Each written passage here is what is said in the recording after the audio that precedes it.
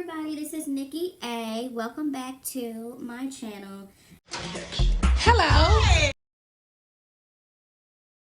And we're going to go ahead and get right into it. Real Housewives of Potomac reunion part. Right into the looks. And I have not done a video on the reunion looks yet because I was waiting for, the actual filming of the outfits to see them in real life and in moving film, because pictures can lie. We know things can be photoshopped, airbrushed, depending on the lighting, things of that nature. Outfits and makeup and hair and all of that can look really, really good in a photo, but then when you actually really see it, it's not giving. And that's what happened. All of y'all was sitting up there going up for Ashley, saying that she had looked it good, that she looked good or whatever, and I was like, where? Because I can see past all of that. I was like, where? Not with that wig, not with that stiff Lord Farquhar, Edna Mode, even though Edna Mode's hair was not stiff, but I'm just saying, not with that, baby. Super Mario Go-Kart, like, no, absolutely. She looked like one of the Three Stooges sitting up there in that wig. That was a no, ma'am. For me. And I agree with everybody across the board that Wendy definitely took that home. I think after that, it was Candiace. Candiace lives for a moment, and I don't like that Andy tried to come at her for her dress, but Candiace handled it very, very well.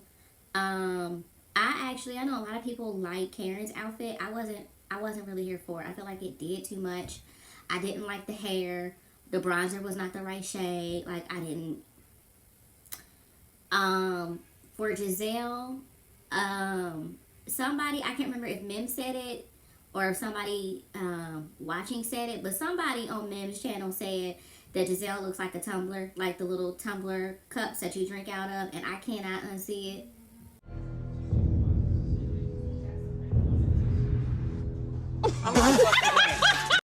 Alright, then we get into Robin. Just looked okay.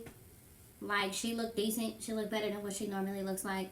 So she looked okay for Robin. Mia, I only liked her dress from the waist up. Like, she looked good from the waist up. She was giving from the waist up. From the waist down, I didn't like how that dress was cut. And now we'll go ahead and get into the show. So Ashley has moved into her house. Well, she has moved into Michael's house. Because Michael is going to be the one paying for the house. Michael has a key to the house. She said that there are stipulations in place, and she also has a key to his place. Girl, you do know Michael's going to change them locks, right? Like, girl. And the rules that apply for him to come to your house are not going to be the same for you to go over his, okay? You're not just going to show up and pop up and drop off no kids 25 minutes after your phone call, like he can do to you. So let's not act like you're on equal footing. Cut it out. She says her and Luke broke up due to Michael, but per a private conversation, well, a quote unquote, air quote, private conversation that she had with Giselle, while still mic'd, her and Luke are still together, but they're on their way to not being together. I think she was trying to say that they weren't together for the sake of Michael, to get Michael off her back. But Michael ain't stupid, girl. Michael ain't stupid. You're stupid. You stupid? But we'll move on. Then Andy said something along the lines of, well, if it was me and I'm seeing, Ashley out here doing her TikTok, her dances all over TikTok, and she's dating Luke, it would make me feel impotent. I would be uncomfortable. And she's like, yeah, I'm sure it's definitely, making him feel a little bit uncomfortable. Boy, if you don't get BS. Girl, stop. We know Michael is out here living his best life, and that's why he's not going back and forth with you about no money, baby. The lies. There you go. This bitch. I'm telling you. Cut it out. Michael has been living his best life since y'all been married. Probably a little bit before. Michael ain't worried about you. What Michael is worried about is what you not finna get ready to be doing. But what we not finna ready to do right is out here gallivanting and traipsing around with some other ninja while you spending his money. That, and what did I say in my previous review? What was said? Ashley is an imprisoned baby mama. Because that's what she is. He's not about to let you be out here on dates, going on vacation, having, sleepovers and whatnot. With these men out here on his dime. You can do that, but you better go buy a house that you can afford on your salary from Bravo. But you won't be doing it on Michael's money. Michael is not worried about you. Michael is not worried about you. Ashley is getting no alimony. She says that the prenup is ironclad and there's clauses in there that prevent her from getting alimony, but apparently she will get something along the lines of spousal support. We gonna see. Or basically, it sounded like there was something in there that if something happened and she wasn't able to support herself, that Michael would support her. Like, Shut up! That is so stupid. it sounded like Michael was gonna be giving her welfare if she can't keep a job. That's what it sounds like. Candiace read her down. Candiace said, I remember when I came on the show and you were on me about living in a home that was in my mother's name or that my mom owned. And yet here, and you said that, at my age, I should be able to afford a home on my own. And now here you are at age 30, or older. And can you afford that house on your own? Ashley, I can afford a home. No. Can you afford that home on your own? And Ashley was like, no. She's like, okay, thank you. Thank you. And I was here for that. And Ashley tried to apologize to Candiace, and Candiace was like, no, we're good. You wanted to come at Candiace about not being able to afford things on your own, and you can't even afford your own life. You never were able to afford your own life. Michael has always been paying for your life. You wanted to walk around here and come at Candiace like you were this big independent woman, and you were out here, funding your own lifestyle and taking care of your own business, and you were holding your own self down. Meanwhile, back at the ranch, Michael's been taking care of you. And now Michael's taking care of you and the kids. And you think that it's different because he was a spouse, but it's not different. Because you didn't go out here and get a job and to support yourself and whatever, what have you. You went out here and sat on top of Michael to get yourself some type of financial support and some type of financial means. The truth. Oh. And Candiace never had to do that, and that's why you don't like her. We move on. Now we get into Mia's health. And at one point, Robin asked specifically what was she diagnosed with. And Mia starts talking about medication. Like, baby, that's not what she asked about. She said, what specifically were you diagnosed with? Well, we did find out that there's tissue growing in my uterus, and I have to take medication. And what is the diagnosis? What is the diagnosis? What is the condition? What do you have? What is on the paperwork, girl? Really? You done had everything to happen. Yeah. Where is your scooter? Where is your scooter? Where is it? What is the illness that is being treated? What do you have?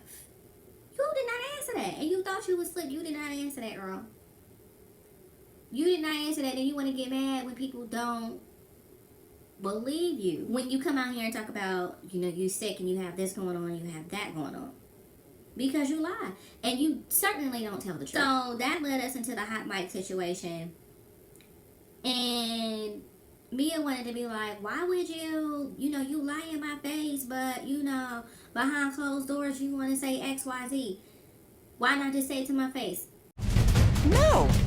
Mia, nobody's going to do that. If somebody says that they're sick, especially that if they have cancer or some type of terminal or, could be terminal, type of, critical ailment or disease, nobody is going to question that person today. They're like, oh, how are you feeling? Do you need anything? What can I do for you? So on and so forth.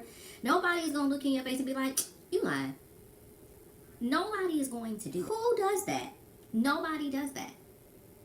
And the fact that you sat up there and tried to shade Eddie when Eddie has never done anything to you and has actually complimented you and has been nice to you, and you sat up there and called that man an opportunist because he was there trying to support his wife, and she probably asked him to get the footage of her at the hospital so she could have something for Bravo because she's actually being truthful and sharing about her life. Can't say the same for some other people sitting up there on that stage. We're going to get to that in a minute. Okay.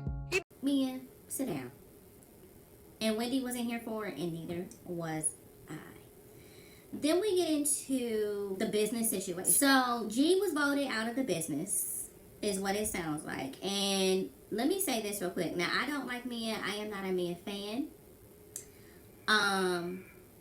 But I do understand, and I don't mind them laughing at her because when it was Ashley, and talking about all of that, Mia was laughing. So everybody gets laughed at on that stage. We're not gonna do that. I don't feel bad for Mia and of that, but I this was her moment where I felt like she was like being knowledgeable about something, but I felt like she got nervous and them laughing at her threw her off and her words came out jumbled, so it sounded like she didn't know what she was talking about and she just did not explain it properly. But yes, board members can vote on other members, other members out of the board. And the managing members control what happens in the company. It doesn't matter if you're a CEO, doesn't matter how much of the company you own.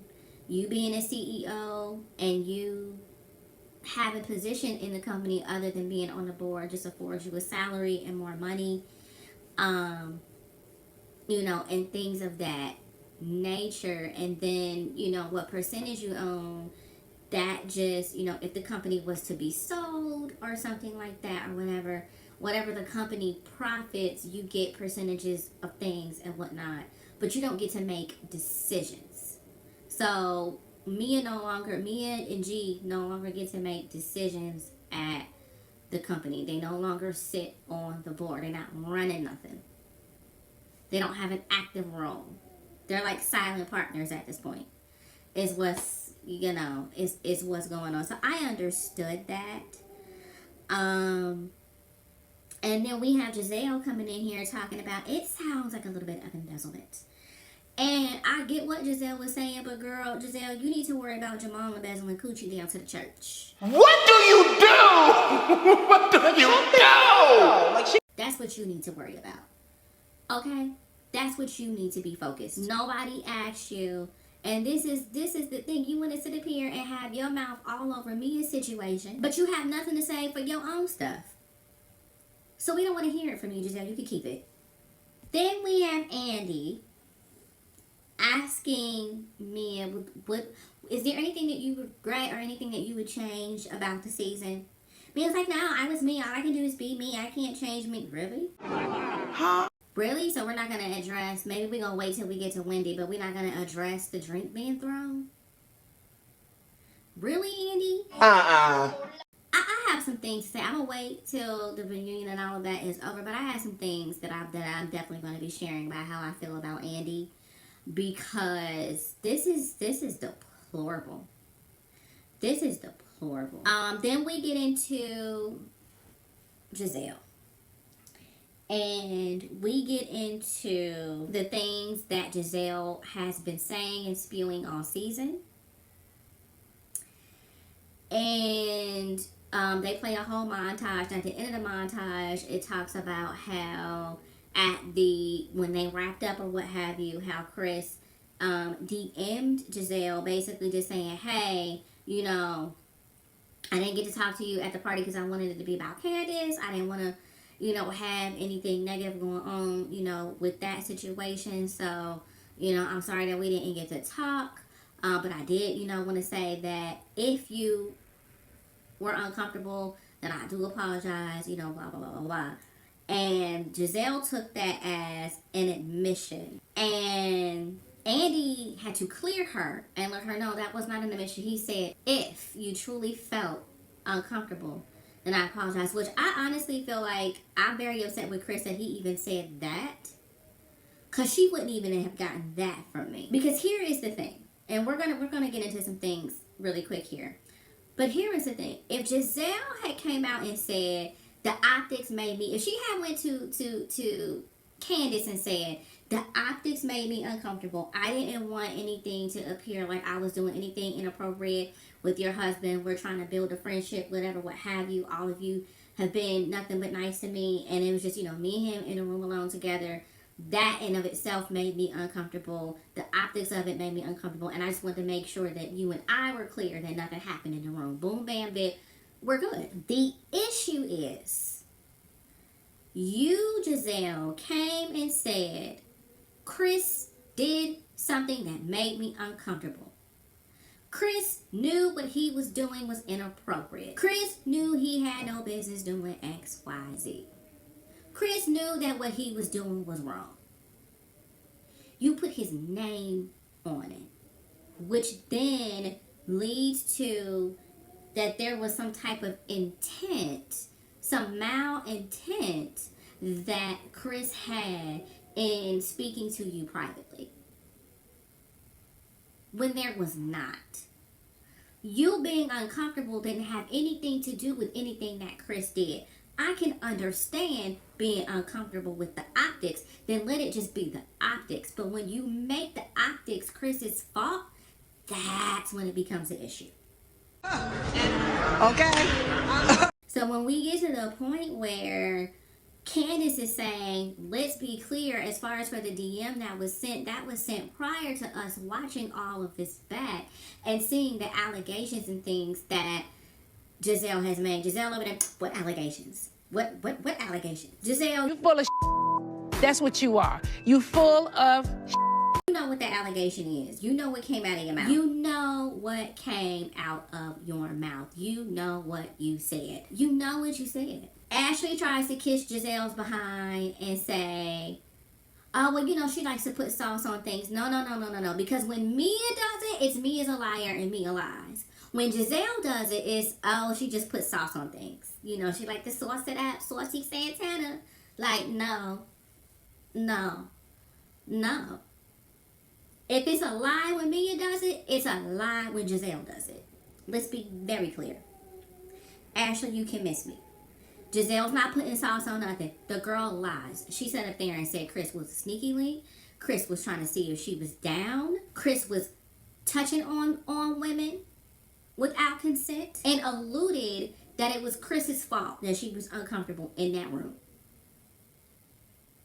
Those are the allegations, and they're all lies. That is not sauce, that is lies. Then we get to Andy asking Candiace how her egg retrieval process was going, and she does let us know that the second round was successful and they have 6 embryos. And Giselle takes the opportunity, just like she did at the video release party, when they asked her, well, what did you think? Huh? What happened? I don't even remember the song. Was it good? She did. That's what she does. She did the same thing.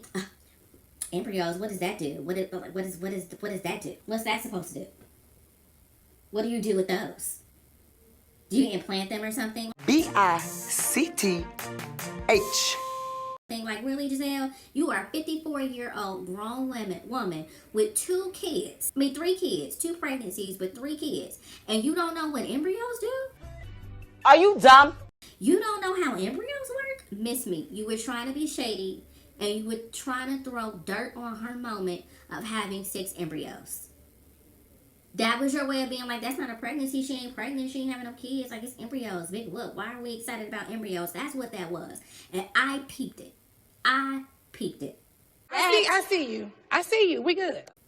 I don't know about y'all. Y'all can let me know down in the comments. Please let me know down in the comments if you picked up on that. Like, despicable to me. And then then Candiace and Giselle, start going back and forth, because they start talking about how, Giselle, you had all of this going on with your uterus and what have you. Why would you not share this on the show? And they start talking about the allegations and all of that. And Giselle's like, well, a lot of people say, Giselle, oh, she comes for families and she's trying to destroy marriages. And Wendy had to speak up and say, because there's a pattern. Season after season, you come on the show with no storyline of your own. And instead of having a storyline of your own, you make it a point to attack families. You did it with Eddie. You did it with Michael. You did it with, you've done it with everybody on the show except Robin. She won't touch Juan. Everybody else, she's done it. She's even done it with G and Mia. She did it with Monique and Chris. She's done it with Karen and Ray. Like, you've done it with everybody.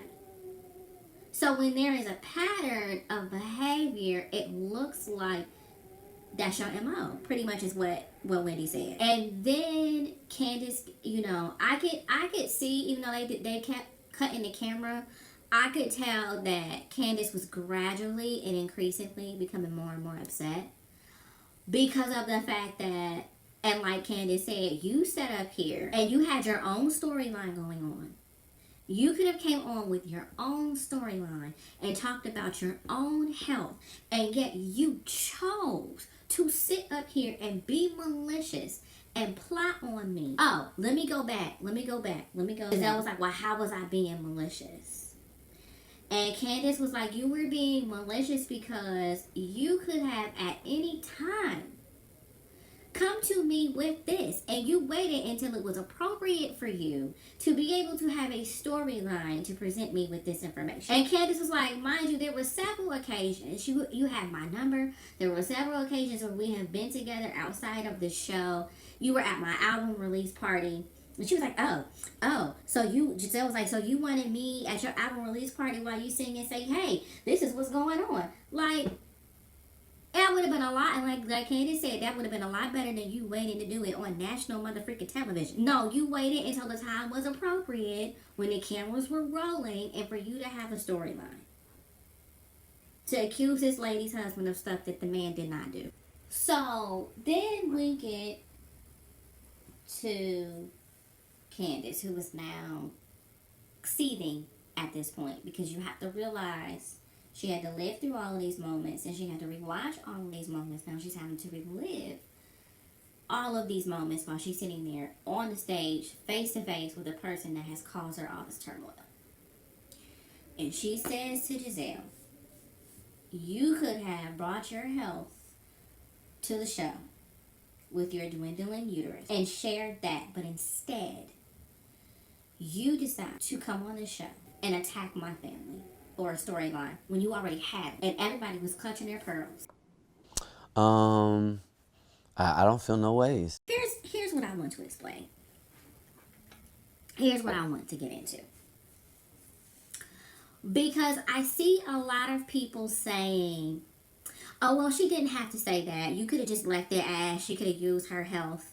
And you didn't have to, go that low. And, you didn't have to be mean about her uterus. And maybe it's just me, because I've been in situations where people have dogged the ish out of me. So, and I think Candiace's situation is even more severe, because Candiace was literally preyed on by Giselle. This was not a situation where Giselle was just being messy and and Candiace was just being overboard in her response. This was not that. This was a situation that was planned, plotted, and carried out on the show. Robin was in on it. Ashley was in on it. Karen may or may not have been in on it too. I just put it like this. If it came out that Karen was in on it, I wouldn't be shocked. I said what I said. Okay. Mia was in on it as well. As it has already been highlighted, Giselle calls a group together to meet up and discuss how they're going to attack whoever's on the docket. Word to Kai. Gag order, let's talk about the order, okay? This is what happened in the case of Candiace. This was planned. This was a planned attack. This was premeditated to do this to Candiace When Candiace has not done anything, but she has been nice to Giselle. She has had Giselle in her home. She has invited Giselle to her event. Like, these are the things that Candiace has done. She has taken up for Giselle, gone to bat for Giselle. She has forgiven Giselle. She has been very kind to Giselle. So for Giselle to plan this moment, it is vengeful, it is tacky, it is disrespectful, it is hateful, it is mean. So when Candiace made that comment about the dwindling uterus, it was supposed to be mean. And that's word to Candiace's lie. She's like, yeah, I know it was mean. My adjective was not nice. It was mean. It didn't have tact. But Candiace is well aware. It was intended to sting and to hurt and to dig and to be mean to the person who is mean and digs and is dirty and is grimy and is gutter with how she treats people. I also want to say this as well. I need people to look at that situation from Candiace's point of view and from her perspective and not your own. Because I also see a lot of people like, oh, well, I have fibroids, or my mom has fibroids, or my auntie, cousin, sister, and them has, been through this. And I just felt like the comment was just real distasteful. It was supposed to be distasteful. But you have to look at the situation from Candiace's point of view and not your own. Number one, that comment was not directed to anybody else but Giselle. It was not directed towards all of the women that have dealt with or are dealing with or will be dealing with fibroids or having a hysterectomy or having, certain parts of your female organs removed. It was directed solely at Giselle. And you cannot expect for Candiace to have gone through what she has gone through with Giselle attacking her and for her to have been affected the way that she has been affected and expect for her to walk on eggshells and have compassion for Giselle. Use your common sense. No. Because in that moment, she was verbally fighting, emotionally, psychologically fighting with Giselle. And if it's a physical fight, and you may notice someone maybe had a surgery, maybe had to have some things removed, but if they put hands on you, you're going to fight them. You're not going to be like, oh, well, let me not hit them too hard because they just had surgery. No, they picked a fight with you, and now, in the words of one of my closest friends, it's on the flow. See, when you do clownery, the clown comes back to bite. It's on the flow. Because you should have kept your hands to yourself. And when it comes to Giselle, because Giselle didn't choose her words carefully, Candiace shared on the show that she was going through egg retrieval. Giselle could have taken that moment to say, well, you know what? Let me back down. She could have called the group together like, we going back down off of Candiace. I'm going to just apologize to Candiace and say that I looked at things wrong and I could have handled it differently because she's trying to go through egg retrieval and I don't want to do anything to cause her to have issues or complications with that. And I know that this type of thing could be stressful. Giselle didn't do any of that. Giselle didn't choose her words carefully. Giselle didn't choose how she moved carefully. But we're expecting Candiace to do that when Candiace is the victim in the situation? Absolutely not. No. Absolutely not. Also think about it this way. If you've ever seen the movie Mean Girls and you remember Regina George was a bully. She was mean. She was despicable. I think even in the movie at some point she was even called evil. Because that's just how despicable her personality was and that's how despicably she treated people. And when baby girl got hit by that bus at the end of the movie, didn't nobody care. It was like, oh, what's next? And it's because when you are nasty and you are mean and you just treat people despicably, when something bad happens to you, they're not gonna have compassion for you. And it's the same thing with Giselle. And I know most people don't get that because Giselle's not coming at you. But I understand the position that Candiace is in. And I also understand Giselle's personality. And I don't know if y'all realize this. And I don't throw this term around loosely. And I've made a video about it before. But Giselle is a narcissist. And narcissists, they don't care about other people. And that's why you don't see Giselle show emotions. That's why you see Giselle not showing her personal and her private life. The fact that Andy can sit there and be like, you're a private person, baby, you on a reality TV show. You don't get to be a private person. But narcissists don't share their life. Everything is private.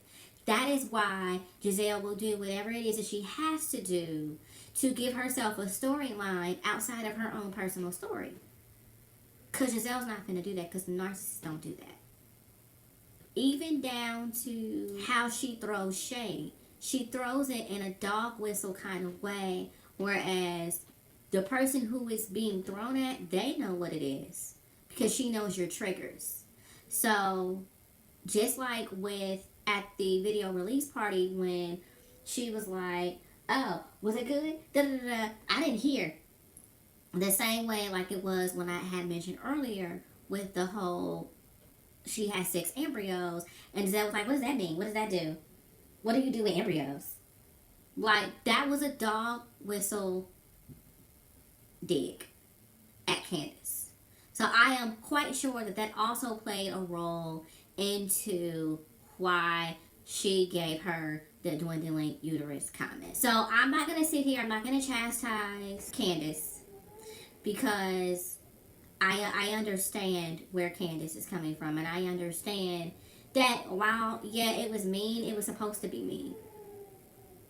Because when you're dealing with a mean girl, you have to be mean. You have to meet them where they are, and she met Giselle where she is, in the gutter. So if you want to play in the gutter, we're going to be in the gutter together. I see you, you see me, we see each other. But what we're not going to do is allow for Giselle to sit up here and be gutter and ain't nobody clutching their pearls. But when Candiace is gutter back, now we clutching our pearls. Now we got an issue. Now it's a problem. No, we're not going to do that. So I'm not mad at Candiace for that. And I'm not. And I do feel that Giselle deserved it, because Giselle has been coming for Candiace since she's gotten on the show, for one reason or another. And now you chose to drag her husband through the dirt? No, ma'am. We're not doing it.